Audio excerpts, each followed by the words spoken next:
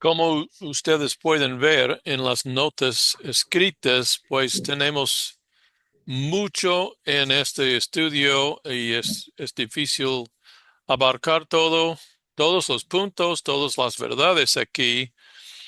Pero bueno, vamos a tocar y destacar los puntos principales aquí en cuanto a la resurrección y obviamente la ascensión y los ministerios actuales de Cristo. Y esto terminará dará fin a nuestra unidad sobre Cristo y después del examen en lunes vamos a estudiar el Espíritu Santo. Bueno, hablando de la resurrección de Cristo, pues uno de los puntos más importantes es que la resurrección de Cristo es parte del contenido de la fe de los creyentes.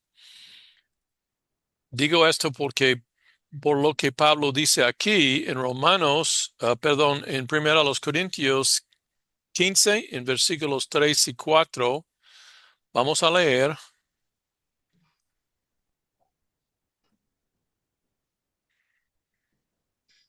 Ok, ¿alguien lo tiene?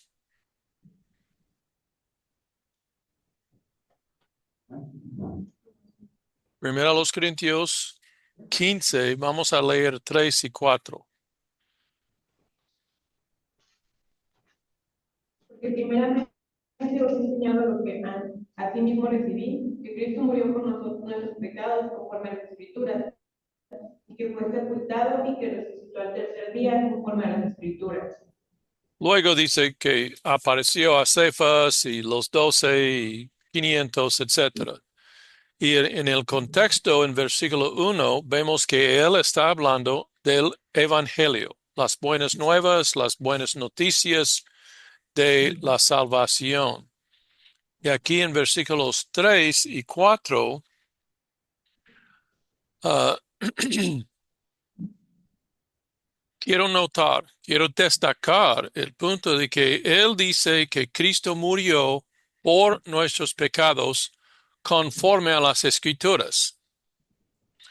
Luego simplemente dice que fue sepultado. Luego que resucitó al tercer día conforme a las Escrituras.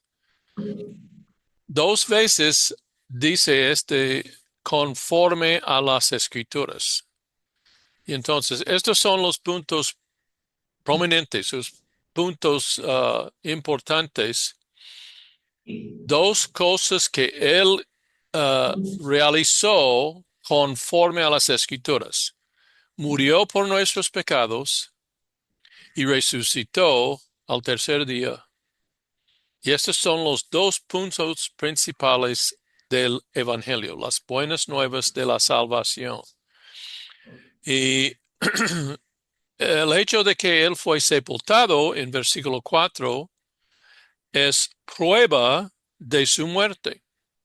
El hecho de que él apareció a varias personas o grupos en 15 y los siguientes versículos es prueba que él resucitó.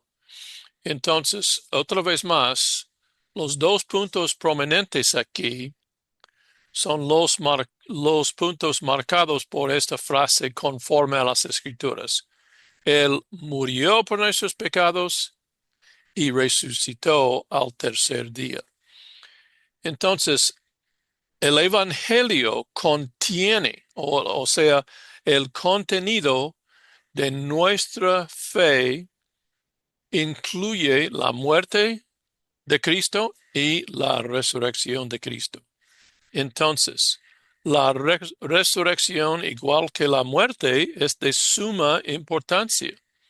No se puede evitar, no se puede quitar la resurrección. Muchos niegan la resurrección, especialmente esos maestros de la Biblia que niegan lo sobrenatural, lo milagroso, etcétera. Dicen, es imposible. Pero, de hecho, lo que vemos aquí, bueno, vamos a leer Romanos 10:9 también.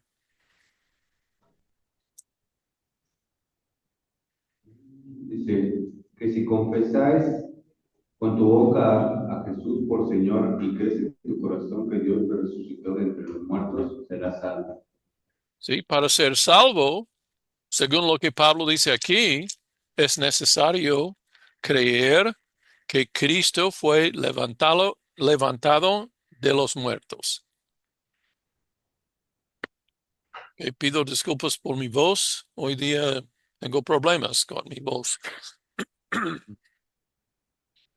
Entonces, esta es otra prueba, es otro punto que apoya la idea de que la resurrección es parte del contenido de nuestra fe. De hecho, tenemos que ver que sin la resurrección de Cristo no existen las buenas nuevas.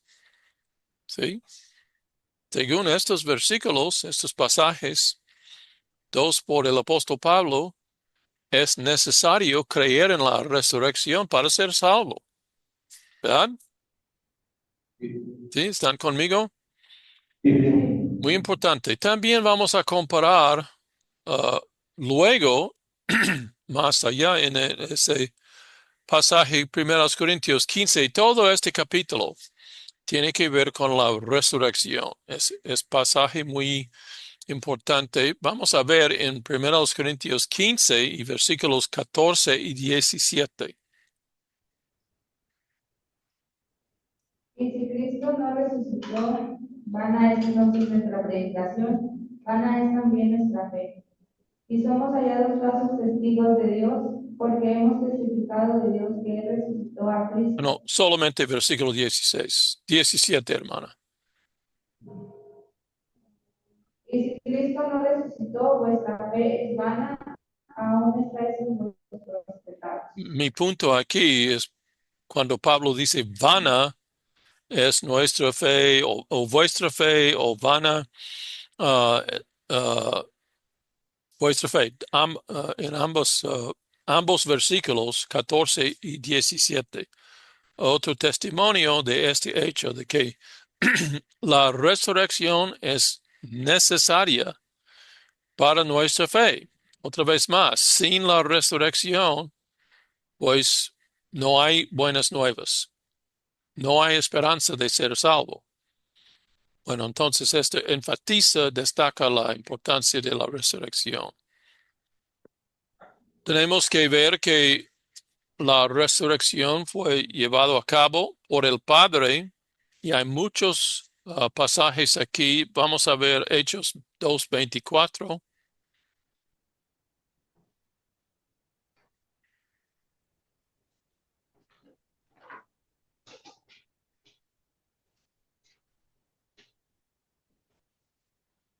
Al cual Dios levantó, suelto de dolores de la muerte, por cuanto era imposible que fuese retenido por ella. Okay. Dios es el que hizo esto, es por su poder. También versículo 32. A este Jesús resucitó Dios, de lo cual todos nosotros somos testigos. Ok, bueno, tenemos muchos testimonios a este hecho. Cristo fue resucitado por el poder de Dios. También otro punto que quiero hacer es que lo que vemos aquí en Romanos 14:9, que la resurrección fue necesaria, según Pablo, otra vez más, para que Él, Jesucristo, sea Señor de los vivos y los muertos. Vamos a leer Romanos 14:9.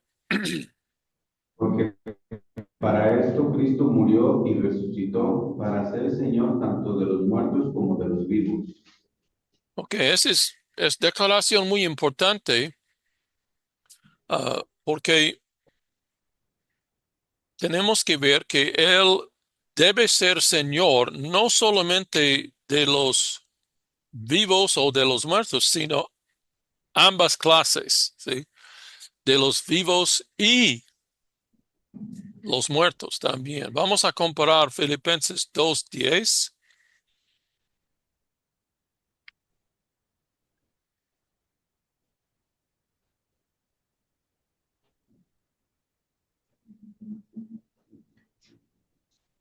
Bueno, vamos a leer versículo 9 también, 9 y 10 aquí en Filipenses 2. 9. Por lo cual Dios también lo exaltó hasta lo sumo y le dio un nombre que es sobre todo nombre, para que en el nombre de Jesús se logre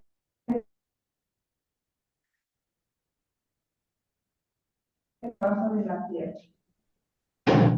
Ok, no escuché todo esto, pero Sí. dice aquí,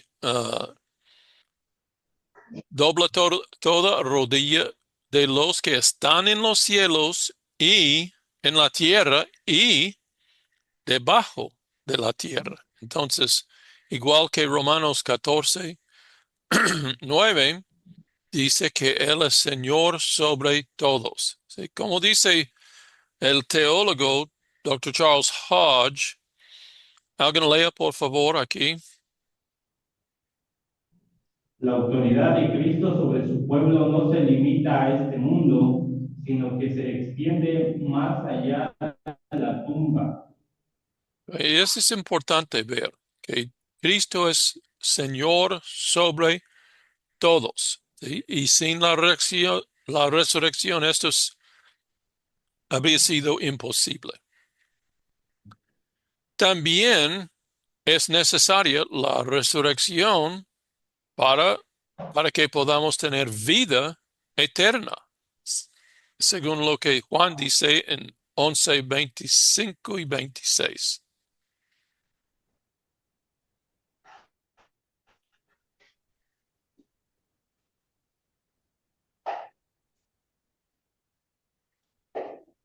¿Okay? 11. Dice, Jesús le contestó, yo soy la resurrección y la vida. El que cree en mí, aunque muera, vivirá. Y todo el que vive y cree en mí no morirá jamás. ¿Crees esto? Sí. Porque Él es la resurrección y la vida. ¿Sí? Otra vez, la resurrección es lo que da Cristo, ah, vamos a decir, el derecho de ser la vida. ¿Sí? Porque Él ha vencido la muerte, puede ofrecernos vida también. Y entonces el que cree en mí, aunque esté muerto, vivirá. Y todo aquel que vive y cree en mí, no morirá eternamente. Esta promesa depende de la resurrección, nuestro futuro. También, obviamente, aquí en este pasaje habla de nueva vida, pero en Romanos 6, igual, ¿alguien lea? ¿Qué pues diremos? ¿Perseveremos en el pecado para que la gracia abunde? En ninguna manera, porque los que hemos muerto al pecado, ¿cómo viviremos aún en él? ¿O no sabéis que todos los que hemos sido bautizados en Cristo Jesús, hemos sido bautizados en su muerte? Porque somos sepultados juntamente con él para muerte por el bautismo, a fin de que como Cristo resucitó de los muertos por la gloria del Padre, así también nosotros andemos en vida nueva. Porque si fuimos plantados juntamente con él en la semejanza de su muerte, así también lo seremos en la de su resurrección. Sabiendo esto, que nuestro viejo hombre fue crucificado juntamente con él, para que el cuerpo del pecado sea destruido, a fin de que no sirvamos más al pecado. Bueno, por ejemplo, en versículo 4, tenemos que notar que nosotros participamos en la muerte y la resurrección de Cristo. En versículo 4, la última parte, como Cristo resucitó de los muertos por la gloria del Padre, así también nosotros andemos en vida nueva. No sería posible tener vida nueva. Nosotros hablamos de vida nueva en, en nuestra vida, ¿sí? Basado en la salvación y la resurrección. Si no fuera por la resurrección, no tendríamos vida nueva. O sea, la vida nueva es posible únicamente sobre la base de la resurrección. Entonces, es esta doctrina, esta verdad de la resurrección de Cristo es absolutamente necesaria, es fundamental en nuestras vidas, ¿verdad? ¿Están conmigo? Sí.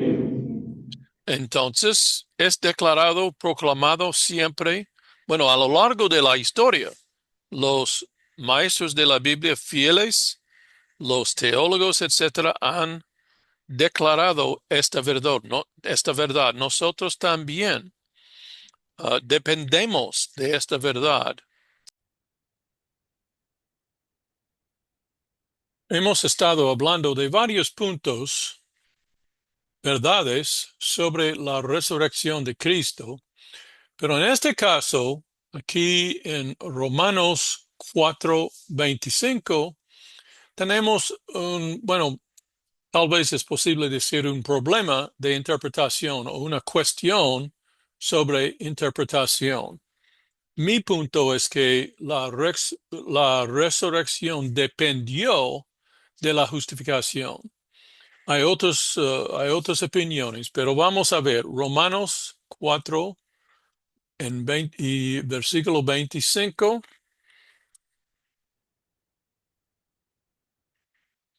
Dice así, el cual, bueno, está hablando de Cristo en versículo 24, habla de Jesús nuestro, Señor nuestro. Y luego en 25, el cual fue entregado por nuestras transgresiones y resucitado para nuestra justificación. Este versículo ha ocasionado unas discusiones sobre cuál es la interpretación aquí. ¿Qué significa que Él fue resucitado para nuestra justificación?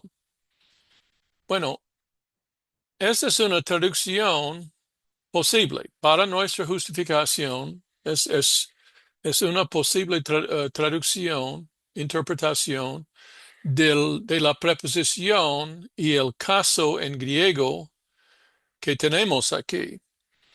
Es muy bien posible. Lo que tenemos aquí es dia con el acusativo. Y como he dicho en otras ocasiones, ustedes probablemente van a aprender casos en el griego que son usados. Uno de sus usos es con preposiciones para hablar o para comunicar relaciones con otras partes de la oración. Pero bueno, en este caso, dia con el acusativo típicamente expresa la idea de causa o la base o el fundamento de algo. Y eso es lo que tenemos en ambas frases, ¿sí? Tenemos también en la primera parte, Él fue entregado por nuestras transgresiones. Pues esta es la misma frase preposicional que tenemos en la segunda parte, resucitado para nuestra justificación. La traducción en esta versión es un poco diferente, pero en griego son, otra vez más, ambas frases traducen la misma frase preposicional. Entonces, la segunda, para nuestra justificación, debe ser paralela. Voy a decir que la mejor conclusión, la mejor interpretación es que en ambos casos expresen la misma idea. Entonces, en la primera parte, 25a, tenemos entregado debido a nuestras transgresiones. Esto tiene sentido, estamos muy acostumbrados a pensar de esta manera. Él fue entregado en la crucifixión debido a nuestras transgresiones. ¿Sí? Estamos muy conscientes de esta idea teológicamente. Entonces, la segunda frase sería mejor traducir entregado debido a nuestra justificación. Entonces, en ambos casos, en ambas frases, o sea, el cual fue entregado debido a nuestras transgresiones y resucitado debido a nuestra justificación. Tiene más sentido leerlo de esta manera y interpretarlo de esta manera. Entonces, la pregunta, la cuestión sería, ¿qué quiere decir debido a nuestra justificación en relación a la resurrección? Bueno, como dice un teólogo lingüístico, si esta es la palabra correcta, W.E. Vine, la base de nuestra justificación fue completamente provista en la muerte de Cristo. Por eso, Él fue resucitado. Y en la mente, la opinión de muchos estudiosos, yo estoy de acuerdo, esto tiene sentido y es la mejor manera de interpretar este versículo. Bueno, el último punto aquí en cuanto a la resurrección, y eso nos va a conducir a la siguiente parte, la tercera parte. Tenemos la resurrección, la ascensión y luego su ministerio actual. Entonces, ese es lo que debemos ver para continuar con el estudio. Vamos a leer Hebreos 7, 23 al 25. Hebreos 7, 23 al 25. Aquí el autor de Hebreos está hablando de uh, la, el sistema antiguo en la ley, los sacrificios en el tabernáculo y luego templo, etcétera, y los sacrificios leviticales, etcétera. Y está haciendo puntos en base a lo que puede ser visto en el antiguo sistema. Pero lo que dice aquí, Hebreos 7, 23 al 25, y los otros sacerdotes llegaron a ser muchos, debido a que por la muerte no podían continuar.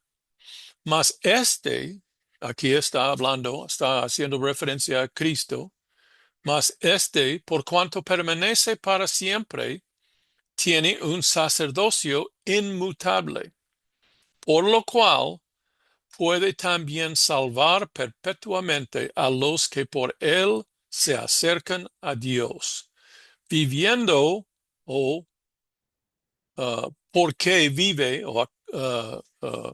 en base a el hecho de que él vive siempre para interceder por ellos.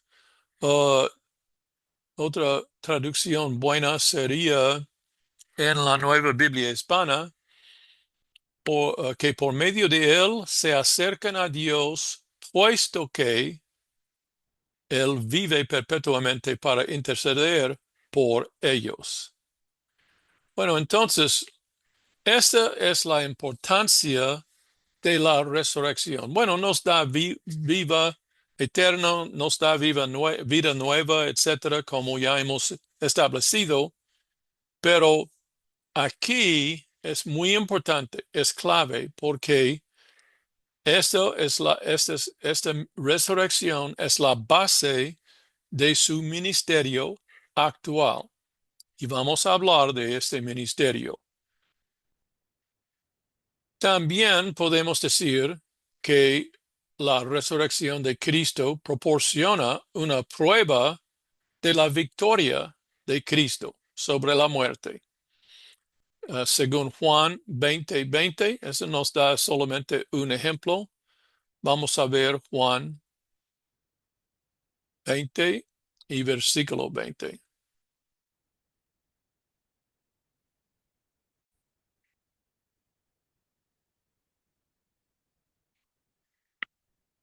Juan 20 y versículo 20 dice, y cuando les hubo dicho esto, les mostró las manos y el costado. Y los discípulos se regocijaron viendo al Señor. Pues esto fue después de la resurrección y esta demostración o esta muestra de sus manos y el costado, etcétera, les dio a los discípulos confianza. Fue una prueba de que él sí había resucitado de la muerte. Y también con nosotros tenemos la resurrección. Podemos hablar de la resurrección con los que estamos platicando para evangelizarlos, etcétera, pues porque la resurrección aquí es una prueba de la victoria de Cristo sobre la muerte, ¿sí? Entonces,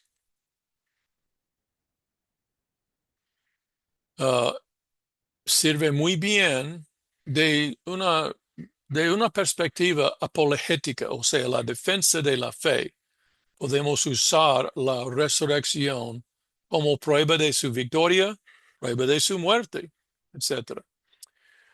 Otro punto que podemos hacer es que sin la resurrección, nosotros no tendríamos vida eterna.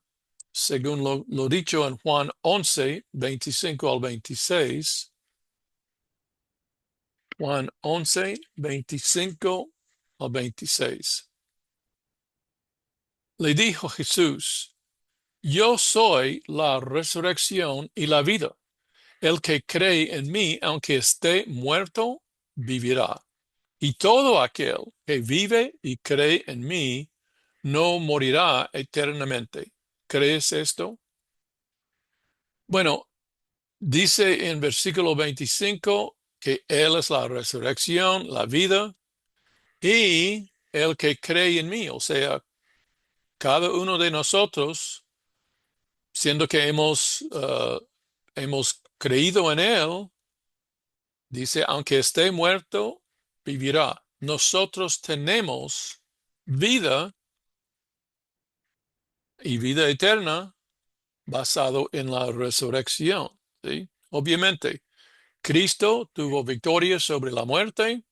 Nosotros también podemos tener victoria sobre la muerte y de esta manera podemos tener vida eterna. Y entonces, relacionado con este punto, es la idea de que es la resurrección de Cristo, es la base de la nueva vida que tenemos. Vemos esto en Romanos 6, 4 y 5. Vamos a ver Romanos 6, 4 y 5. Porque somos sepultados juntamente con Él para muerte por el bautismo, a fin de que, como Cristo resucitó de los muertos por la gloria del Padre, así también nosotros andemos en vida nueva. Y en versículo 5, porque si fuimos plantados juntamente con Él en la semejanza de su muerte, así también lo seremos en la de su resurrección. Entonces, esto es lo que vemos. A causa de la resurrección, basado en la resurrección, nosotros, según Pablo en capítulo 6, participamos en su muerte. También participamos en su resurrección. Por esa razón, nosotros podemos tener vida nueva. Vemos la misma verdad en 1 Corintios 15. Este capítulo obviamente trata la resurrección y también en este caso en versículos 21 al 22. Vamos a leer. 1 Corintios 15, 21, 22. Porque por cuanto la muerte entró por un hombre, también por un hombre la resurrección de los muertos. Así, porque así como en Adán todos mueren, también en Cristo todos serán vivificados. De esta manera podemos ver que nosotros, pues, porque estamos en Cristo y Él, pues, nos trae la resurrección de los muertos y aplica esto a nosotros, dice, también en Cristo todos serán vivificados. ¿Sí? Somos dados vida en Cristo. Bueno, ya hemos visto aquí la resurrección, pero el siguiente punto o etapa en los eventos de la vida de Cristo, etcétera, es la ascensión.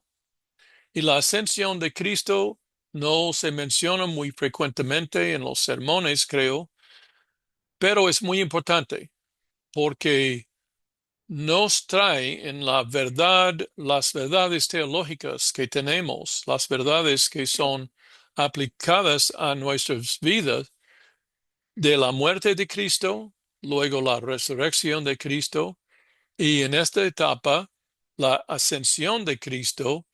Esta pone Cristo en los cielos para cumplir con su ministerio actual, que vamos a ver en la siguiente parte.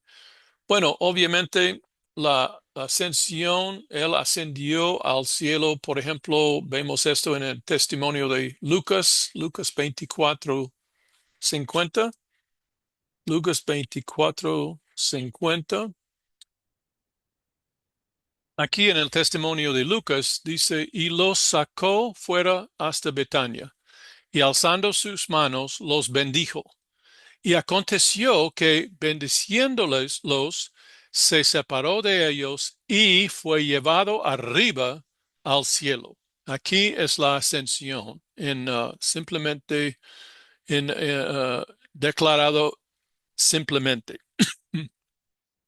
Bueno, y tenemos también el testimonio en Hechos, también de Lucas, en Hechos 1:9-11. Vamos a leer también Hechos 1:9-11. Y habiendo dicho estas cosas, viéndolo ellos, fue alzado y le recibió una nube que le ocultó de sus ojos. Y estando ellos con los ojos puestos en el cielo, entre tanto que él se iba, y aquí se pusieron junto a ellos dos varones con vestiduras blancas, los cuales también les dijeron, varones Galileos, ¿por qué estáis mirando al cielo? Este mismo Jesús que ha sido tomado de vosotros al cielo, así vendrá como le habéis visto ir al cielo. Y esta verdad preciosa es que Él ascendió, pero va a regresar. Entonces aquí en versículo 11 vemos la promesa de su regreso. Esta ascensión, la ascensión de Cristo, es necesaria para que Él nos prepare un hogar celestial. Eso es algo que es lógico, que vemos en Juan 14:2. Bueno, vamos a leer uno también, Juan 14:1 y 2. No se turbe vuestro corazón. Creéis en Dios, creed también en mí. En la casa de mi Padre muchas moradas hay. Si así no fuera, yo os lo hubiera dicho. Voy pues a preparar lugar para vosotros. Aquí es la verdad que necesitamos captar y tener presente en nuestras mentes, que Él está en los cielos ahora preparando un hogar para nosotros. ¿Sí? Y entonces la ascensión fue necesaria para que Él podría preparar este hogar, ¿sí? Y entonces, por último, esta ascensión de Cristo es necesaria o fue necesaria para su ministerio actual en los cielos. Eso es lo que vamos a estudiar ahora. Y entonces él tenía que ser resucitados, que ya hemos visto, también tenía que ascender a los cielos para vivir, para estar a la derecha de Cristo, de Dios para siempre en los cielos. Y así va a poder cumplir con este ministerio en los cielos. Vamos a hablar de esto. Es parte de lo que llamamos los ministerios actuales de Cristo.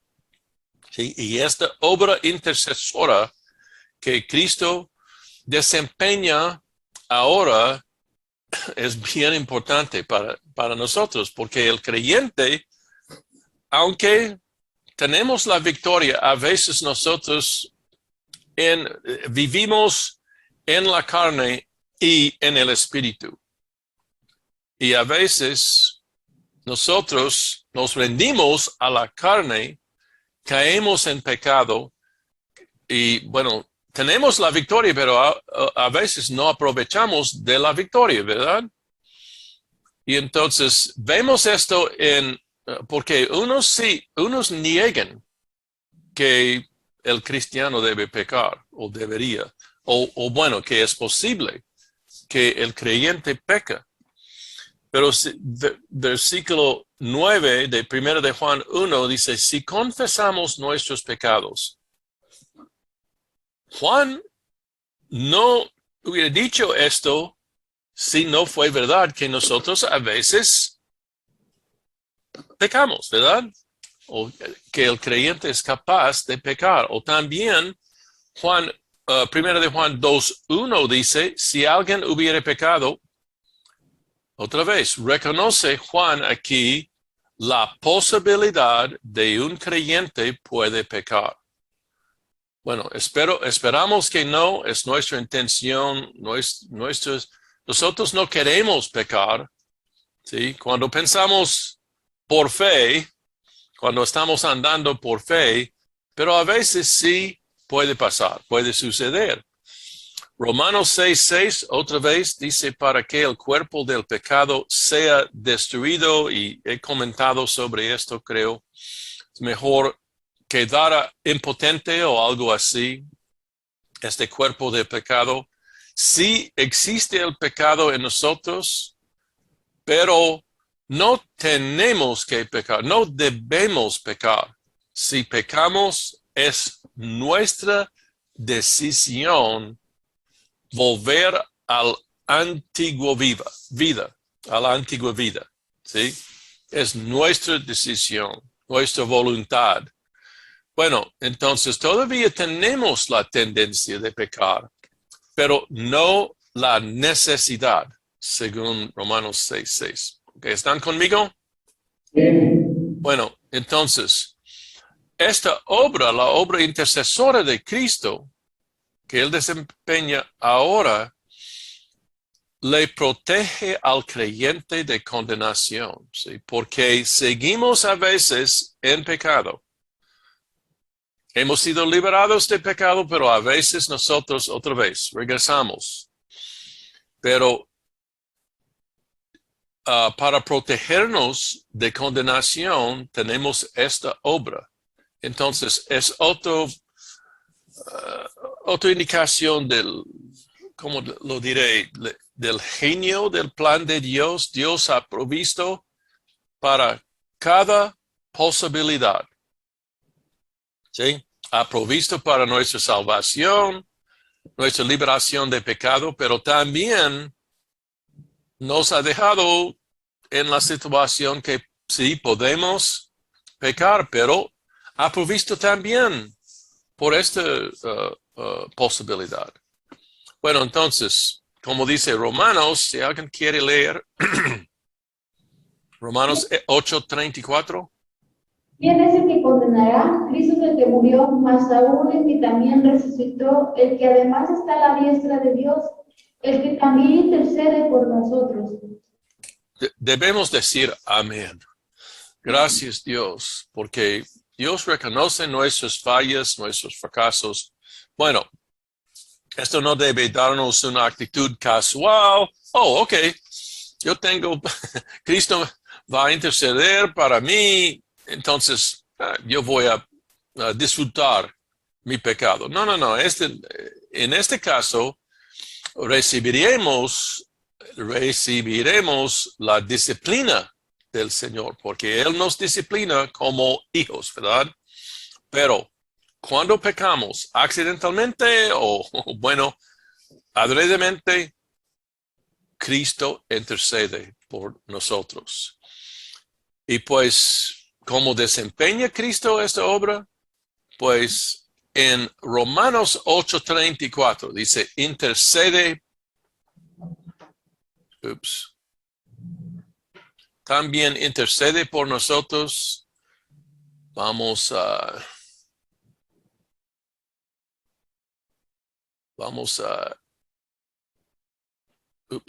no quiere.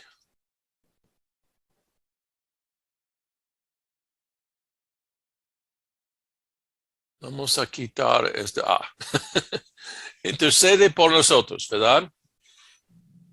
En Juan 1, primero de Juan 2:1. Vamos a leer.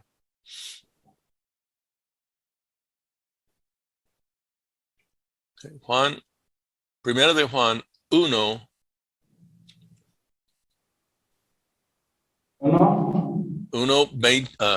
¿Dónde estoy? Primero de Juan 2:1. Dice, pero hubo también falsos profetas entre el pueblo, como habrá entre vosotros falsos maestros, que introducirán encubiertamente herejías. Ok, no estamos tal vez yo decía algo incorrecto. Primero de Juan 2:1.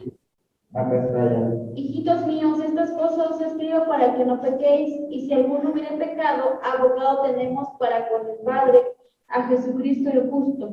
Ok, esto habla de la obra que estamos discutiendo aquí. Pero nota que dice abogado tenemos. Este término, paralela con intercede en otros lugares, habla de un abogado, ¿sí? Es uno de los matices en este término en griego, parakletos. Alguien para y kletos vienen del verbo kaleo, llamar o algo como llamar o invitar o algo así. Y para habla de al lado de, en este caso, entonces él es invitado a nuestro lado. Este es el término que a veces traduce consolador. ¿Sí? Ustedes recuerdan consolador en otros pasajes sobre el Espíritu Santo. Aquí se traduce abogado porque es nuestro rol, es su rol o su función de venir a nuestro lado, ¿sí? Y la implicación aquí es como en un corte, tenemos una acusación contra nosotros, ha pecado ese individuo. Pero Cristo como abogado habla con el juez, que es Dios, en esta ilustración, en este simbolismo, usando abogado, que es verdaderamente una de las funciones de esta palabra, parakletos en griego. Cristo está actuando como abogado, hablando con el juez y diciendo, pues sí cometió esa ofensa, ese pecado, pero en este caso yo he pagado su multa, por decirlo así. ¿Sí? ¿Estoy diciendo correcto en esta manera de ilustrar? ¿Sí? Es como funciona. Bueno, no es normalmente como funciona un abogado. el abogado normalmente no va a pagar la multa o la condenación, la pena, lo que sea. Pero en este caso, Cristo sí. Bueno, entonces, otra vez vemos lo dicho en Hebreos 7:25, esta vez en la Biblia, esta debe ser Nueva Biblia Hispana, porque la versión ahora no se llama así, no se denomina así, es Nueva Biblia Hispana. Por lo cual Él también es poderoso para salvar para siempre, o puede ser por completo, etcétera, puesto que vive perpetuamente para interceder. Es este ministerio como abogado, intercesor. Pues en este caso, consolador no encaja muy bien. Parakletos es uno de los términos en griego y tenemos muchos más en hebreo, que pues tenemos que decidir cuál es el sentido exacto en este contexto. Y aquí en 1 de Juan 2:1, lo que encaja mejor es abogado. Bueno, entonces, Él siempre vive, nunca va a cesar en este ministerio, nunca falla. Él no puede ocurrir que Él está visitando otro lugar, siempre está a la diestra de Dios, siempre va a estar intercediendo para nosotros, por nosotros. ¿Sí? ¿Verdad? Es una gran verdad. Y debemos predicar esto, pero también debemos urgir, debemos decir a la congregación, a las personas que estamos ministrando, discipulando, que también, obviamente, debemos hacer lo mejor posible para evitar el pecado. ¿Sí? Tenemos recursos, el Espíritu Santo, etcétera, pero lo bueno es que tenemos Cristo ministrando por nuestro beneficio, ¿verdad?